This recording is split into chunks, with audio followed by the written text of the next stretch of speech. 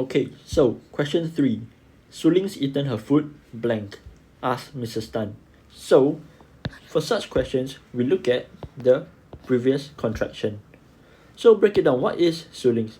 Suling's is Suling has, correct? So because it's has here, this has to be the opposite of what was written previously. In this case, this would be has not, and therefore hasn't. So what's the answer here? Answer is 3. Question 4. Mrs. Vishal, together with her children, blank in the park every weekend. So how I like to approach MCQ question is that I like to eliminate the obvious wrong options. So what are the wrong options here? Option 3 and option 4. Now we are left with option 1 and option 2, right? Jog and jogs. So how do we determine our answer here? Here is basically verb, right? Now what determines the verb is the subject. In this case, what's the subject? The subject is merely Mrs. Vishal. Why? Because this, together with children, is just extra info, correct? So what I mean by this, if I eliminate the extra info, the sentence still makes sense, right? It still makes sense, and therefore, Mrs. Vishal jogs. And what's our answer here? Our answer would be 2. Got it? Okay, question 9. So, as Melvin's mother made most of the decisions for him, he had blank choice in the matter. In the context of this question, does Melvin make a lot of choices himself? No, right? He rarely makes choices because his mother always makes them for him. So, straight away we eliminate 3 and 4. Now we ask ourselves, what's the difference between few and little? Few is used for countable nouns, and little is used for non-countable nouns. Now what are some examples of countable nouns? Take for example, we have cars, right? You can count 1 car, 2 cars, 3 cars, etc. Correct? Now what are some examples of non-countable nouns? We have things like salt, pepper. Why? Because they're just not tangible enough to count, right? You can't pick out 1 salt and count 1 salt, 2 salt, 3 salt, or 1 pepper, 2 pepper, 3 pepper. Right? It's just difficult to count. So we use little salt, little pepper. Now likewise in this case, choice. Is choice countable or non-countable? So again we think, right? We count 1 choice, 2 choices, 3 choices. No, it doesn't really make sense. You can't count the number of choices you have. So what's the answer? Answer would be 2, little. Question 10. The secret is so well kept that neither Salim nor his brothers blank of the news yet. So again, MCQ, we always eliminate the obvious wrong answers, right? So the options that are obviously wrong are 3 and 4. So we're left with no and no's. Now we ask ourselves, what's the subject that determines the verb here? So it's always the subject or the noun that is closest to the verb. In this case, what's the noun closest to the verb? It will be his brothers. So this determines it. Not this one. Okay? It's his brothers. So his brothers is plural, right? Then again, this is quite straightforward. His brothers plural. So the answer would be no. And therefore, answer would be 1. Okay? Question 11. There must be some misunderstanding as John is an honest boy and would not have told blank lie. If John is honest, that means he wouldn't lie, correct? And he wouldn't purposely lie. So what's the word that best matches purposely? Answer is deliberate, correct? Why? Because deliberate, it means intentional. Purposely. So answer is 2. Question 13. The pupils decided to blank Jamie's idea. Once again for MCQ, we cancel out the obvious wrong answers, right? So what are the obvious wrong answers here? Option 2, option 4. Then we're left with option 1, adopt, and option 3, appoint. We in our class, we confirm have a class mentor, right? Class monitor. So typically, this class monitor is appointed by the teacher. So when we use appoint, we use it for a person, right? I appoint you as I don't know, I appoint you as the PE representative. Okay, so it's always used in the context of a person. Therefore, again, eliminate appoint. That means adopt. Okay, adopt is answer 1. Question 16. So question 16 says a chef also needs to supervise kitchen staff. Blah blah blah. So what does supervise mean? Supervise means to be in charge of. Okay, support. I think we know what support means, right? It sort of means like a backup. And then examine. Okay, I'll skip manage first. Examine. What does examine mean? Examine means to look in detail. So it doesn't match the definition, right? It's different definition. So again, process of elimination, we cancel 3. Then command. What is command? Command means to order. Okay, take for example like an army general. An army general would command. Army general command. Command who? Commands his soldiers. So again, does it make sense? Kind of. He's in charge of the soldiers, but command means to order, to bark instructions, right? To give instructions. So here, the answer will be manage, right? Manage would be to be in charge of, to control the kitchen staff. Okay. Question 17. Ascertain that all ingredients bought are fresh. Now, what does ascertain mean? Ascertain means to make sure. So knowing this, what's the word that closely matches make sure? Of course it is confirm, right? Like in Singapore, we always say double confirm. What are we doing? We are making sure. So question 17 answer is 2. Okay, question 18, the phrase runs like clockwork. There's no other way around it, okay? Runs like clockwork. What does it mean? It means to run smoothly. That's it. To run smoothly. No other way around it. No other definition. So question 18, answer is option 3, smoothly. Question 19, an experienced chef would remain calm and collected. What does collected mean? Collected means to be cool, not panicky. So which of these words best matches the definition of not panicky? Can't be pleased, right? What does please mean? Please means happy. So then can't be peaceful, because why? Peaceful means calm. Okay, used to describe like a peaceful park, a peaceful walk down the street, right? Doesn't match the context here. Confident means to believe in yourself, right? Believe in oneself, know that I can do it. So again, does it match the context here? Not really, because how do I say? You can be confident, but you can also end up panicking. Okay, so it can't be number 3. Then answer is option 4, composed. Which yes, in fact it goes together sometimes with calm and composed. Okay, means again, what does it mean? Not panicky. So answer here is option 4 for question 19. Question 20, distinguished. What distinguished means? It means, okay, I'll write here, it means respected. So what is elegant? We know what elegant means, right? It means sort of like a graceful. When do we use it? Example, elegant dancer, right? Very graceful, very beautiful. So does it match the context here? Nope. Then what's admirable mean? Admirable means, okay, worthy of praise. Is that the answer here? Does it match? No, right? So then distinctive, what does it mean? It means different. It means special. Again, does the definition match? So what's your answer here? Answer is option 4, esteemed. And what does esteem mean? Esteem means respected. Okay, here we will be going through comprehension close, and I'll be trying my best to explain the answers for each question. Okay, so have you noticed brightly colored bicycles parked by the roads? They are probably bicycles that can be rented at affordable. Okay, so the answer here is affordable prices. How do we know this? Because affordable, right? Talking about money. Okay, so affordable prices using smartphones.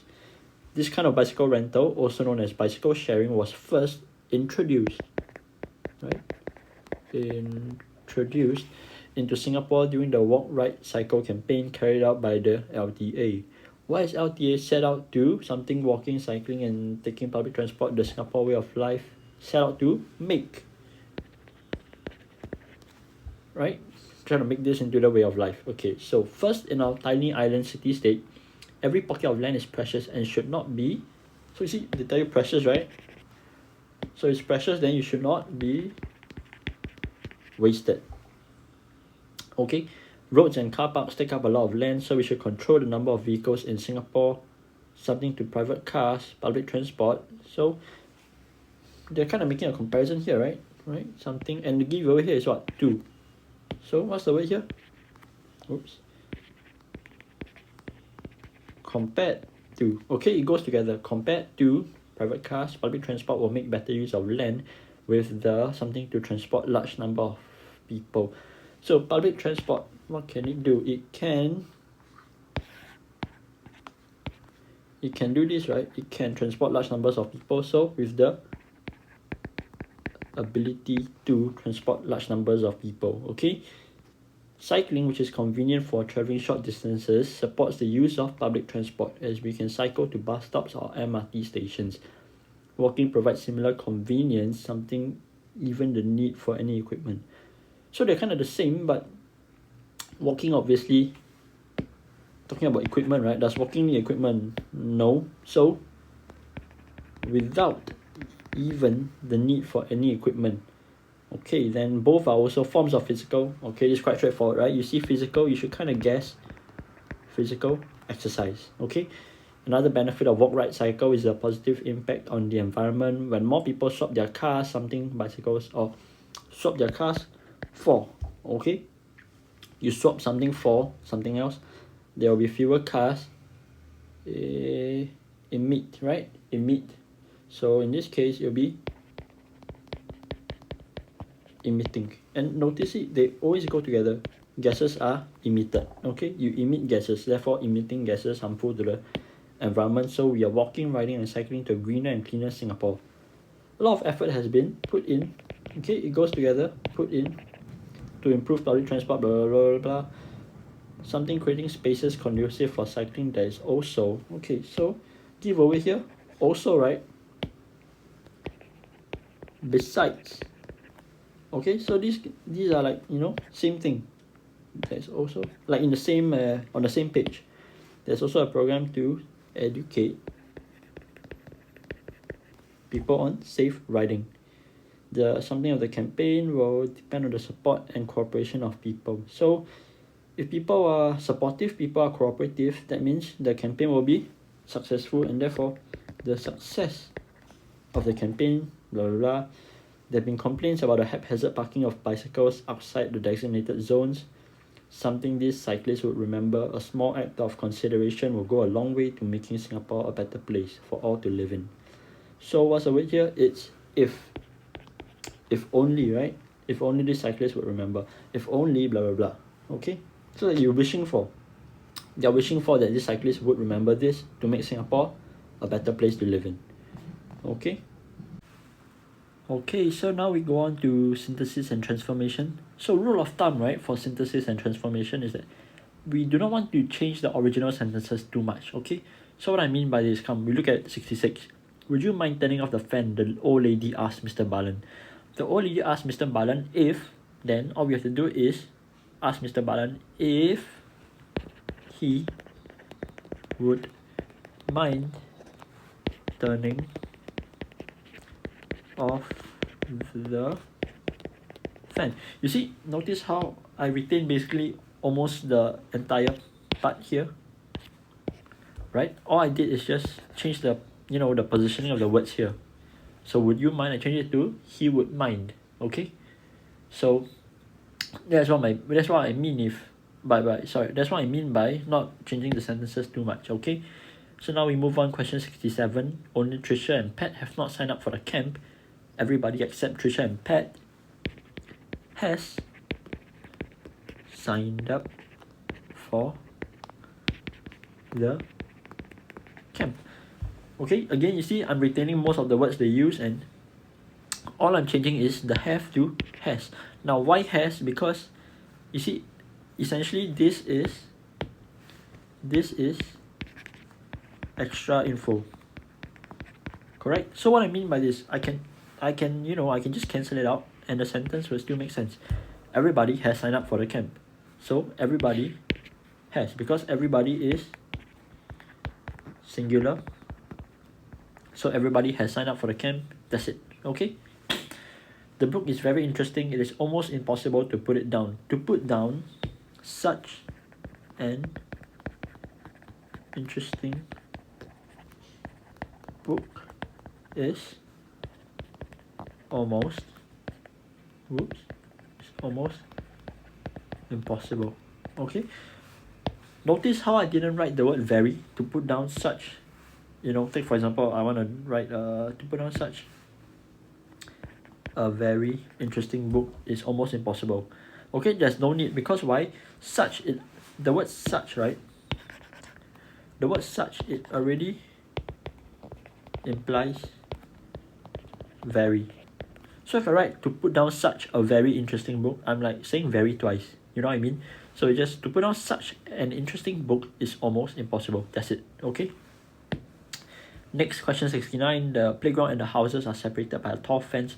Separating the playground and the houses is a tall fence. Okay? Why is? Because this is the verb, right? What's the subject? Separating. This is the subject, and therefore this determines the verb. And since separating is a single noun, right, like a single action, this is singular, therefore it is. Okay? Robin learned that his cousin would not be coming. He was greatly disappointed. It was with great disappointment that Robin learned that his cousin would. See, I'm retaining the sentence, right? I'm not, like I said, I'm not editing it too much. See, that Robin learned that his cousin would not be coming. Again, this is same as the first sentence. Okay, all I'm doing is just paraphrasing the second sentence. So remember, for synthesis and transformation, do not edit the original sentences too much. Just edit it slightly such that it fits the words that they give you. Okay? Okay, so now we move on to the last section, the comprehension. But I'll just be touching on questions 79 and 80, because the other questions you can infer the answer, or rather you can get the answer straight from the passage. It's only these last two questions where you have to kind of infer a bit. Okay, so I'll walk you through it. Now, question 79, they talk about how the children even let it follow them about the house, line 38. How is this different from how they felt about the duck at the start of the story? So, they ask you, how is this different, right? This is important because why? You see how is this different, you gotta make a comparison. Okay? So, you gotta say something like, at the start, the children hated the duck's presence in their house. Then what do you say? Then after that you say, after the incident, they did not mind the duck in their house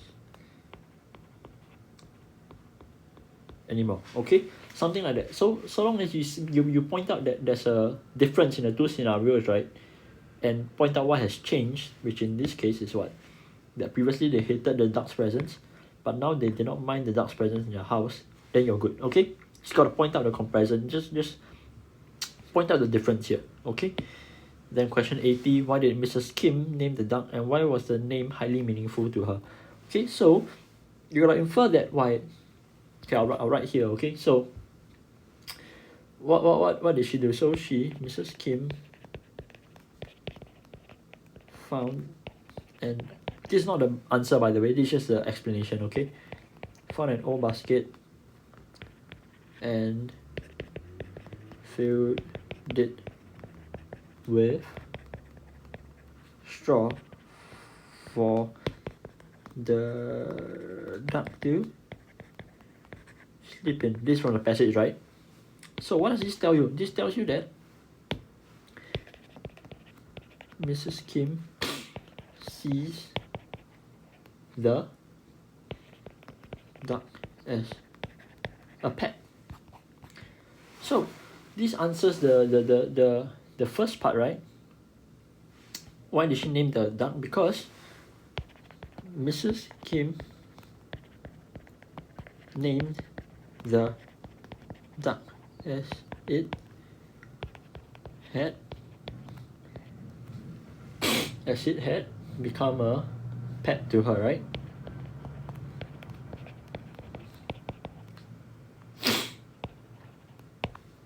Then you answer the second part. Why was the name highly meaningful to her? Then of course, this is the first part. Second part is, why was the name highly meaningful? So, what did she name her? What did she name the duck? She named the duck Quacky, right? So, Quacky, why is it meaningful? Meaningful as it was the duck's quacks which had helped her when she fell. So this is the answer. This is the answer. But what is important is that you got a link, right? Quacky. So what about Quacky? You gotta explain the meaning and incident related to the name. Okay, explain the meaning and explain the incident. Okay, so here is the meaning and here's the incident. Therefore, this is the answer for the second part where they ask you why is the name meaningful, and this is the answer for the first part. Okay.